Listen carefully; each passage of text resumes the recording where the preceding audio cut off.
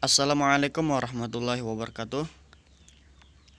Nama saya Wisnu Wardana. Saya dari jurusan Tadris Biologi Fakultas Tarbiyah dan Keguruan UIN Antasari Banjarmasin. Hari ini saya akan membahas tentang wawasan kebangsaan. Dari wawasan kebangsaan ini ada yang namanya wawasan Islam. Wawasan Islam yakni mencakup cara pandang Islam, karakteristik ajaran Islam, pembagian Islam, dan ciri-ciri Islam radikal.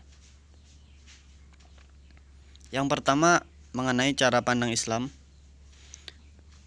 Cara pandang Islam mencakup semua aspek dari seluruh ilmu Islam yang ada. Tugas umat manusia ialah beribadah kepada Allah. Dengan adanya ilmu semua aspek Islam, maka ilmu tersebut dapat dijadikan menjadi pedoman bagi ibadah maupun pekerjaan lainnya.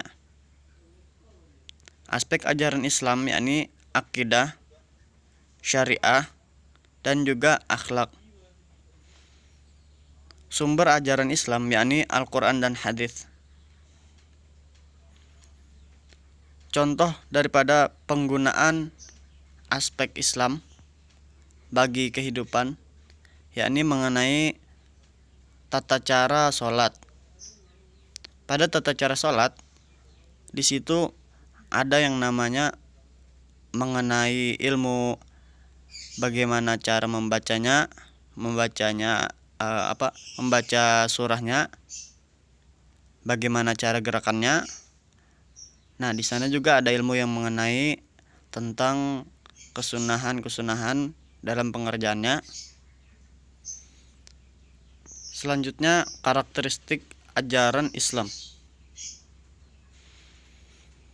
Karakteristik ajaran Islam yakni mengabdi kepada Allah, rahmat bagi semesta alam, menasihati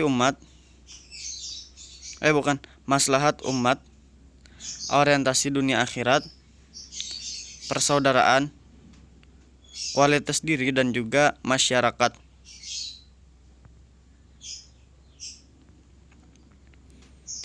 Karakteristik ajaran Islam ini nantinya akan menjadi patokan bagaimana cara orang memandang tentang Islam tersebut. Ini tidak dipandang daripada orang per orang, tetapi dengan pembawaan apa yang dibawakannya ketika dalam pergaulan, dalam pergaulan sosial kepada masyarakat luas. Tidak menutup kemungkinan orang yang dipandang menjadi ulama itu bukan berarti orang tersebut mencerminkan Islam, akan tetapi apa yang dibawanya itulah yang mencerminkan Islam. Artinya tidak orangnya yang mencerminkan Islam tersebut, tetapi ilmu yang dibawanya yang mencerminkan karakter Islam yang ada pada dirinya. Selanjutnya, pembagian Islam. Islam dibagi menjadi dua, yakni Islam ekstrem kanan dan juga Islam ekstrem kiri. Islam ekstrem kanan merupakan Islam radikal atau ekstremis, yakni paham yang mengkafirkan orang lain, paham yang menyalahkan orang lain, sehingga dengan paham tersebut dia merasa paling benar sendiri. Akhirnya apa yang dilakukan orang lain, apa pendapat orang lain, disalahkannya. Selanjutnya, Islam yang berorientasi kepada kanan, yakni Islam liberal. Islam ini merupakan Islam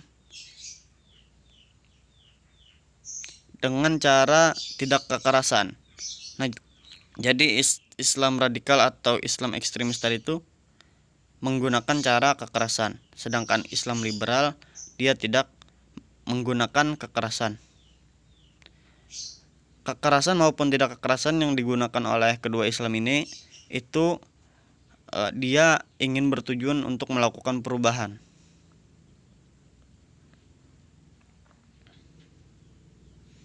Islam yang diajarkan Nabi adalah Islam yang tidak berlebih-lebihan dan tidak mengurangi dalam hal peribadahan. Misalkan sholat malam, beliau tidak melakukan sholat malam dengan tidak tidur terlebih dahulu, tetapi beliau melakukan sholat malam dengan tidur terlebih dahulu. Contoh lain ialah pada saat beliau berpuasa, beliau itu tidak berpuasa selama setahun, akan tetapi berbuka pada saat menjelang maghrib atau pas sudah azan maghrib. Jadi mengenai paham radikal dan juga Islam liberal ini, itu terkait dengan cara pandang Nabi tersebut. Jika Islam radikal, ada kemungkinan dia melakukan suatu perubahan-perubahan tentang cara pandang Nabi. Bisa jadi dia mengkritik Nabi sendiri, bisa jadi dia menyalahkan orang yang mengikuti Nabi karena merasa pendapatnya paling benar.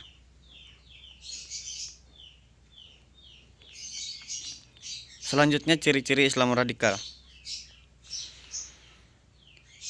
Islam radikal memiliki ciri-ciri, ialah dia ingin mengubah pemahaman yang selain pemahaman dia dengan cara kekerasan untuk mewujudkan keinginan mereka.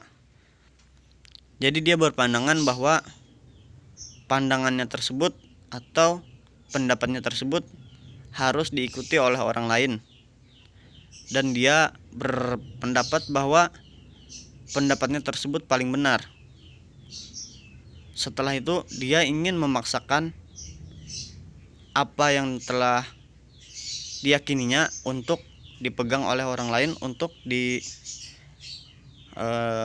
dipahamkan kepada orang lain dengan cara kekerasan. Misalkan contohnya ialah pendirian kekhalifahan Islam. Nah, pada pendirian kekhalifahan Islam yang ada pada saat zaman modern ini, misalkan terjadinya ekstremis-ekstremis yang luar biasa menjadi teroris, misalkan mengebom suatu negara. Nah, atau mengubah cara pandang hidup negara tersebut, misalkan nasionalis menjadi Islam. Nah, begitu. Jadi dia memaksakan keinginannya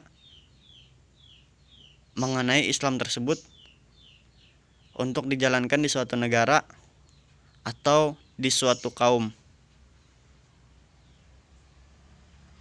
Contohnya juga seperti bom Bali yang memaksakan kehendak mereka dan mengatakan bahwa orang yang ada di Bali tersebut adalah orang kafir, dan hukum membunuh orang kafir menurut mereka itu adalah wajib. Padahal kafir terbagi menjadi dua, yakni kafir yang baik dan juga kafir yang memusuhi. Ciri radikal yang lainnya adalah dia mengalahkan pendapat orang lain walau pendapat tersebut benar. Dia menganggap pendapatnya yang paling benar. Jadi artinya dia menyalahkan apa yang diperbuat orang lain dan menganggap dirinya paling benar, sehingga dia mengkafir-kafirkan orang, sehingga dia berbuat keji kepada orang, sehingga dapat terjadi yang namanya bunuh-membunuh antar orang. Ini yang bahayanya daripada Islam radikal. Ciri lainnya daripada Islam radikal yakni antisosial, menghabiskan waktu dengan komunitas sepaham dengannya atau komunitas rahasia, curiga terhadap aturan umum pada masyarakat, artinya curiga terhadap aturan yang sudah terjadi dalam masyarakat, Dan juga yang terakhir ialah memutuskan hubungan dengan keluarganya. Dengan ciri-ciri tersebut, maka dapat dipastikan bahwa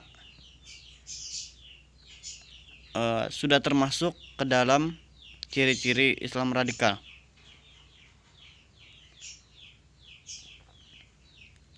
Yang pastinya dia akan masuk ke dalam komunitas-komunitas rahasia yang sepaham dengannya.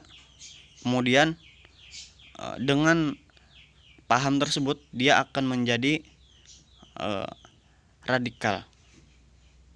Radikal bisa menjadi terjadi bom bunuh diri atau memaksakan kehendaknya dengan peperangan atau segala hal, misalkan seperti ISIS contohnya itu. Nah, curiga terhadap aturan umum pada masyarakat ini artinya dia terlalu terlalu berat hati untuk menjalankan aturan yang ada pada masyarakat. Contohnya seperti aturan negara. Nah, itu ada keberatan hati bagi dia untuk menjalankan aturan tersebut. Dan juga mereka curiga terhadap aturan tersebut.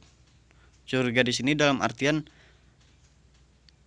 dia tidak ingin orang lain dan juga kelompoknya untuk menjalankan itu.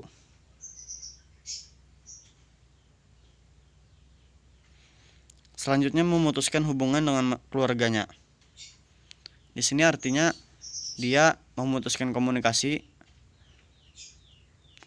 baik dari apapun, dari sosial media misalkan. Nah, itu dia memutuskan hubungan komunikasi dengan keluarganya. Hal ini bertujuan agar rahasianya tentang komunitas yang dia jalani tidak dicurigai oleh pihak keluarganya. Untuk menghilangkan Islam radikal ini ada beberapa cara yang dilakukan, yakni dengan cara memutuskan, menghancurkan, merusak organisasi radikal tersebut hingga ke akar-akarnya.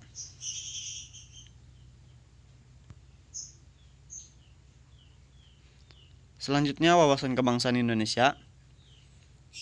Di sini ada konsep politik, nilai dasar, tujuan Indonesia, dan juga Indonesia negara hukum. Yang pertama, konsep politik. Konsep politik yang ada di Indonesia adalah konsep politik nasionalisme. Konsep politik ini memandang satu kesatuan yang berupaya mengukuhkan adanya Indonesia. Tidak memperbolehkan apapun yang menghancurkan keutuhan Indonesia. Dan juga saling toleransi antar umat beragama, antar suku dan golongan, antar ras, dan juga antar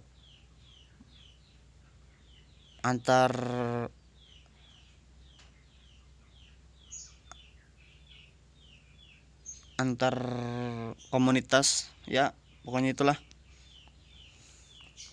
Selanjutnya nilai dasar yang ada di Indonesia ini yakni Pancasila dan Undang-Undang Dasar 1945. Yang ketiga ialah tujuan Indonesia. Tujuan Indonesia ini yakni untuk adil dan makmur. Adil dan makmur ini berlaku kepada seluruh rakyat Indonesia yang menjadi warga negara Indonesia. Selanjutnya yang keempat ialah Indonesia negara hukum. Memacu hukum yang berlaku di Indonesia merupakan ciri khas Indonesia. Jadi artinya apa yang berlaku di Indonesia, baik itu undang-undangnya atau hukum yang berlaku, itu merupakan hukum yang harus dipatuhi oleh warga negara atau orang pendatang atau orang lain yang tinggal di Indonesia.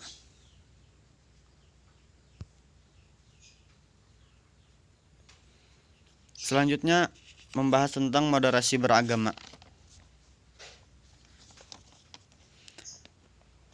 Pengertian moderasi artinya ialah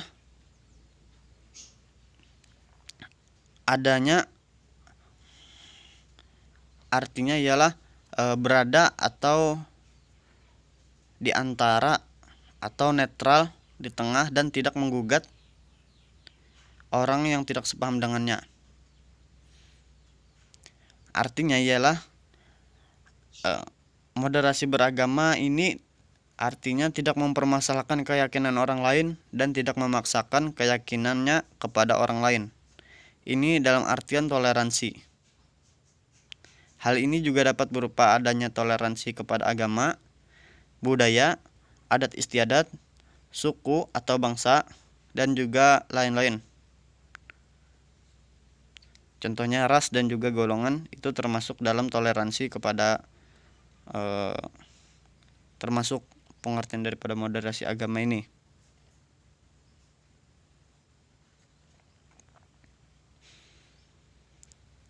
Dapat dihubungkan dengan paham nasionalisme.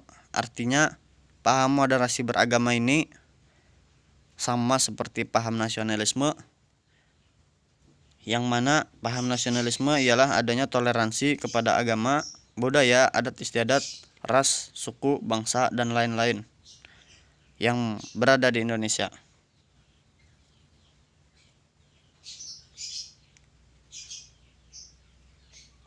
Yang membedakannya adalah dalam hal paham politik dan juga agama. Jadi pada moderasi beragama ini itu mencakup ke dalam bidang agama, sedangkan sedangkan nasionalisme itu mencakup bidang politik. Jadi artinya moderasi beragama ini dipakai untuk orang yang beragama. Untuk orang yang beragama, misalkan agama Islam, menghormati orang-orang yang beda agama dengannya, beda suku dengannya, beda adat istiadat dengannya, beda budaya dengannya. Bagaimana cara menyikapinya? Kemarin ada dijelaskan mengenai cara menyikapi terjadinya beda adat istiadat pada bab pada bab tauhid kemarin itu.